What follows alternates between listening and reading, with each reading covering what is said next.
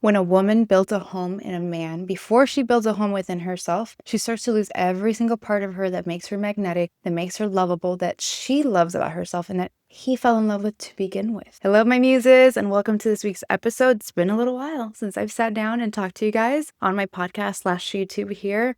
And that is because I was off getting married. And we went to New Zealand and we eloped on September 9th. And it was the most magical day. It was pure perfection. I think I might do a YouTube episode on just like how the whole thing felt. And maybe I'll share snippets of our like wedding video. We haven't gotten that back yet. But every time we watched our vows, because we did get snippets of our wedding video, I just want to cry because it was everything I felt like I wanted it to feel, right? The look of it was magical. Like the day and the beauty that was there, everything was magic, but it felt so good. And so I've been in this bliss. I've been in a newlywed bliss. I've been in just like this little love bubble with my husband now, and I love it. And I decided, it's time to make a video about how not to lose yourself in a relationship or in a marriage or in a partnership or whatever you're in, because this happens so easily. And so from now on, I think I'm going to make my episodes really short, like 15 minutes or less, because I want them to be super easy for you to come back to. Like I'm giving you so much meat in these little episodes that I want you to come back to them often or share them, because you're going to need these. Like I need this episode every so often.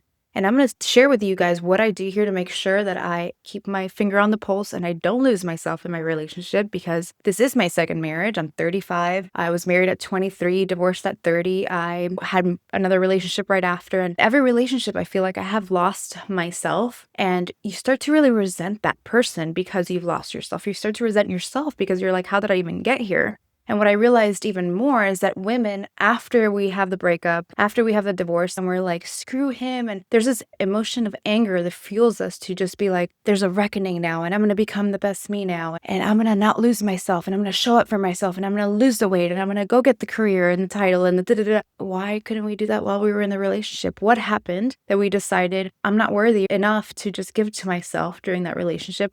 And we overgave so much that resentment built up, and then a breakup had to happen or a divorce had to happen. Of course, that's not the only reason I got a divorce or people get a divorce, but it is part of what we do as women, because we're such nurturers, we're such givers, and we just love so intensely that it's so easy for us to just make that person our world. And if you don't build a home within yourself first, and what I mean by that is really being okay with who you are and what you want and giving yourself the things you need. And so we'll start with that part of it all, because that's going to give you the second part of like how to have these checkpoints with yourself throughout the relationship. A long time ago, I realized that I had to give myself all the things that I wanted a man to give me. I dated a lot of people that were really successful, and I've traveled a lot. I've traveled the world before I even met TJ. I've gone to amazing restaurants. I lived in Miami, grew up in Miami. I've gone to and done, like on paper, all the things that a lot of women wish they would have had, right? Been wine and dined, all the things. And because that was happening in my life, I allowed those people to kind of take control, and I didn't really give myself the things that I wanted. As little as like taking myself out to dinner and being okay and comfortable with my own company, or as little as like, let me just buy myself flowers. Like I would 100% wait for this man, whoever I was with, to give me these things. And if they didn't, I was angry. Or if they gave me the wrong gift, or like a gift that was insignificant, I'm like, why would they do that? Like I was looking forward to the gift that I thought that would mean something. And I started realizing that I was putting all my energy and all the things that I needed on them. And so I had to like start getting real with myself. And before I met TJ, I started getting uncomfortable. I started doing the things that I was like, what have I never done? What makes me really uncomfortable? I'm like, well, maybe sitting at a restaurant by myself might make me really uncomfortable. But I loved like fine dining and going and having a nice glass of wine and all these things. And I'm like, well, I'm not going to wait or go on a date or wait for a man to do these things for me or take me somewhere. Let me just go get uncomfortable and sit down at a restaurant, not at the bar because that's easier, but actually go sit down at a restaurant by myself and eat there and let people watch me and wonder, like, did she get stood up or whatever people would think. I had to start giving myself these things. I started taking myself on walks. I remember I was like, okay, what does my inner child need? Because sometimes I realized that I was so strict on like, I just need to focus on my career and work and all these things that I didn't allow time for play. And so I would also search for my partners, whoever I was with at the time, to give me that excitement, right? I was like, where's the variety? Like, give me something. Like, do you not want to do this with me? Do you not want to do that with me? And then I realized, no, I should give myself that. How can I give myself some playtime? How can I break the rules today and just go do something fun for myself? And that came up with like, let me just take off half a day and go do whatever I want. Or let me take off the full day and go get a massage in the middle of the day. Let me play hooky. Let me just do the things that feel like I shouldn't do and give myself that excitement, that love, that compassion, that empathy. And then I started getting even deeper within myself. And this is how you create a home for yourself. As I'm speaking, I really want you to get clear on like, okay, what are my hobbies? What are the things that I enjoyed doing when I was younger? Or maybe that I fell off doing that I am not consistent with, right? A lot of us have all these goals or ambition, and we just want somebody to either push us to do it or bring us and take us, right? There's this whole movement on social media of like, let a man lead and he should plan your dates. And he should tell you to be ready by 7:30 and he should do this. But then the women that want these things, they can't even lead themselves to go on a date with themselves. They can't even lead themselves to the gym. They can't even lead themselves consistently to show up for themselves. They can't lead themselves in any way.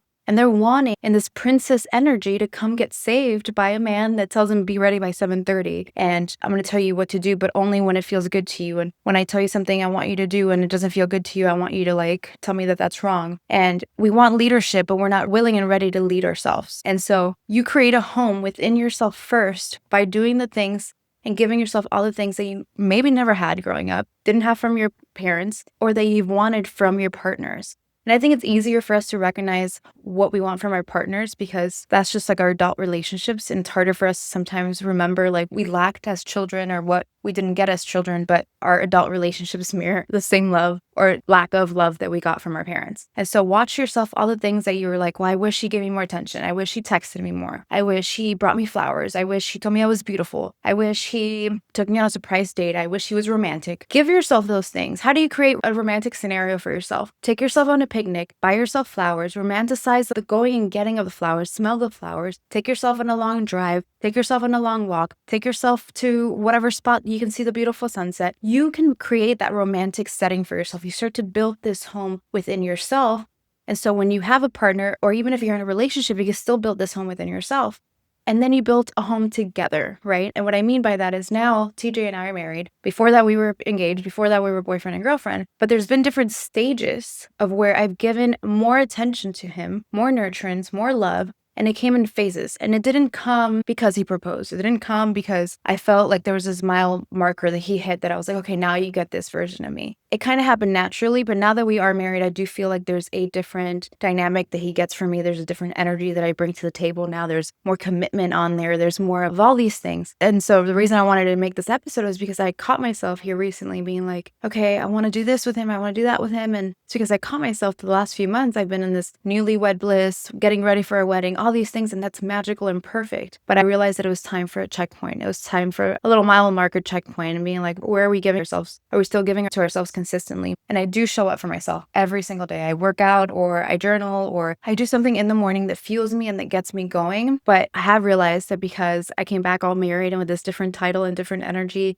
and wanting to give more. And I've stepped into a different role in my stepdaughter's life too, because I'm like, well, now she's my stepdaughter. And not that I was treating her any differently before, but I do take more responsibility in this new title that I have now. And so I felt like I was giving a lot and I still want to give a lot. So then I said, okay, I have to double down on what I give to myself. Because there's going to be an imbalance. If I give too much and I give myself too little, I'm going to resent. I'm going to feel like, okay, well, who's going to fill this gap? You do. You have to fill it up, TJ. You have to fill this gap for me. And he will to a certain extent until he has a rough day at work, until he has stress, until he has anxiety, until whatever's going on in his world. And then I'm going to take it as a personal attack. And we do that in relationships too. And you might feel attacked that I'm even like calling you out on this because this is what we do. We start giving ourselves less, giving everyone more, and we're waiting for somebody to come fill that gap for us. You fill that gap. If you're giving more of yourself, if you're in a season where you're like, well, my family needs me, my kids need me, my husband needs me, whatever it is, if you're giving more, you're going to have to double down on how much you give to yourself. And I don't want to hear the excuse that you don't have time for it. Yes, you absolutely do. We all have time for it. And it doesn't have to be a big thing. It could be 10 minutes of your day going and checking in with yourself and asking yourself, how do I really feel today? How do I feel today? What's going on with you? How can I support you? Talk to your little girl inside of you. Ask her how she's doing. Ask her what she needs. If you're feeling anxious, if you're feeling anxiously attached to your man, right? Sometimes that happens. And there's nothing wrong with it. It happens to me still, even though I know better, I've done all the research. I'm a relationship coach. I'm a relationship mentor to women. I'm an emotions mentor to women. I'm all these things and it still happens to me and I just have to catch myself. It happens to me, but I don't run with it. I don't go down the spiral. I just catch myself and I come back to me. It could be as simple as you picking out flowers for yourself. You start pouring into yourself. as you're pouring into them, because sometimes we do this, right? We're like, I'm giving so much to these ungrateful people and they don't care. So I'm just going to lower theirs and bring mine up. And now they're going to see how much I'm going to give to myself. And I'm so angry. Angrily giving to yourself is not the energy that's going to make you feel nourished and loved and connected. You could still give that same level of them, but give yourself more. And the reason we don't know how to do this is because we were never taught as women that duality exists. That you can have a business that you don't have to work 50 hours in, and you can also have a healthy relationship and love yourself and show up for yourself. We're not taught that you can be skinny and pretty and also have a glass of wine and a bag of chips. We're told we can't have this and this. We can't have this and this. Why not? Who made these rules that said that you can't have this and this? You just haven't increased your capacity to be able to do the two things at once and hold the energy of both. Sometimes the energy of one's just too much and we're like, well, I have to give to myself and be skinny and do these things so I can't also indulge. Yes, you can. And then you indulge too much and you drop the other one. It's a balance. That's what true balance is being able to hold the duality of whatever's happening in your life. And knowing that your capacity right now maybe hasn't increased for you to give yourself more and give more to other people, but that's where you practice. You start off small and then you go big. You start with the 10 minutes of just checking in with yourself. You buy yourself a couple of flowers, or you take yourself on a walk, and then you increase that more. Then you join a Pilates class. Then you tell your husband, because this is an important part too, you have to communicate to your partner of where and what's going on in your life. I'm an entrepreneur. I have a commercial insurance agency that I own. And then I also mentor women. I have a YouTube channel. I have a podcast. I have all these extra things. And so sometimes I realize that I don't give too much to my mentoring. Not the people that I mentor. I always show up for them. But sometimes I don't show up on YouTube or I don't do this. And I have to catch myself. I say these things to my husband. I'm like, I haven't really felt creative lately. I felt like in a funk, but I want to get back to it. I want to do this. Actually, I'm not going to drink during the week anymore. When I only have a glass or two of wine on Saturday or Friday, I bring him into my world. And you know what that shows him is that he's like, oh, she's constantly looking to better herself. She's constantly looking to be the best version of herself. Who am I to not show up for her? If she's doing this for herself, how can I not show up for her? So they match your energy. This is how they consistently show up for you, treat you like a queen and put you on a pedestal, is when you don't let yourself go.